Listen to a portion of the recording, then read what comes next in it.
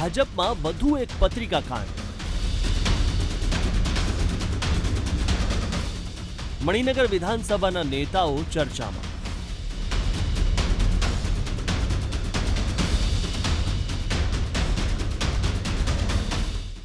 એક નનામા પત્રથી અમદાવાદ ભાજપમાં ખળભળાટ મચી ગયો છે। મણિનગર વિધાનસભાના હોદ્દેદારો, વોર્ડ પ્રમુખ, કોર્પોરેટરને નનામો પત્ર પ્રાપ્ત થયો। ભાજપના કાર્યકર્તાના નામે લખાયેલા પત્રમાં 4 નેતાઓ સામે ગંભીર આક્ષેપો કરવામાં આવેલા છે। જો કે આ પત્ર લખનારે પોતાનું નામ નથી લખ્યું, પરંતુ આક્ષેપો ગંભીર લગાવ્યા છે। પત્રિકામાં લખ્યું છે કે આનંદ ડાગા, અમૂલ ભટ્ટ, વિપુલ સેવક, ધવલ રાવલ આ બધા એક જ હારના મણકા છે। પાર્ટીના નામે હોદ્દાનો ઉપયોગ કરી આ ટોળકી રોકડીમાં જ પડી છે। ડાગાએ બધાને પૈસો બતાવી લટ્ટુ બનાવી દીધા છે।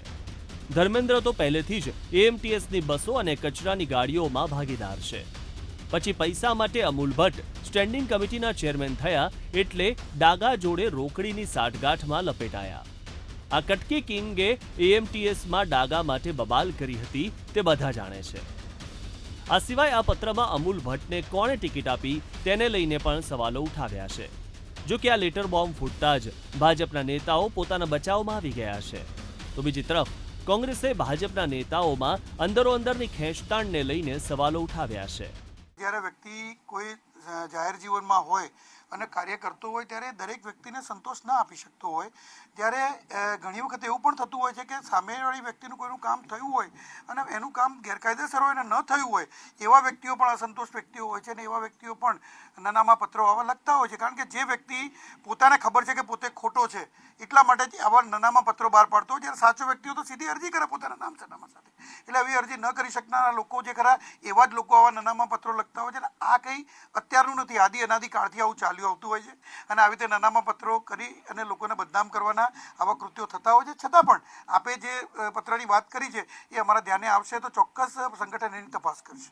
અને છતાં એ પત્રિકાના જે અંદર જે વસ્તુ છે એની એક પણ ભાજપાના શાસક કેમ મૌન છે એ બાબતે?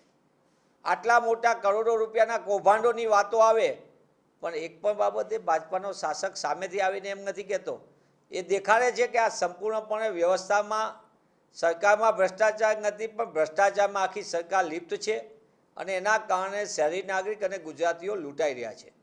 ભાજપમાં અંદરોઅંદર ખેંચતાણ છે, પરંતુ આ લેટર બોમ્બ ફોડ્યો કોણે? મણિનગરના કોર્પોરેટરો અને વોર્ડ પ્રમુખોને પોસ્ટ અને કુરિયર દ્વારા લેટર મોકલ્યા કોણે? એ ગુમનામ કાર્યકર કોણ છે જેણે ધારાસભ્ય પર કરોડોના ભ્રષ્ટાચારના આક્ષેપ લગાવ્યા છે? શું તેણે આક્ષેપ લગાવ્યા છે તેમાં તથ્ય છે ખરું? હાલ તો આ પત્રને લઈને ભાજપ ખેમામાં ચર્ચાઓએ જોર પકડ્યું છે। ત્યારે આ પત્રિકા કાંડને ભાજપ કેવી ગંભીરતાથી લે છે તે જોવું રહ્યું। Parth Jani, VTV news, Ahmedabad.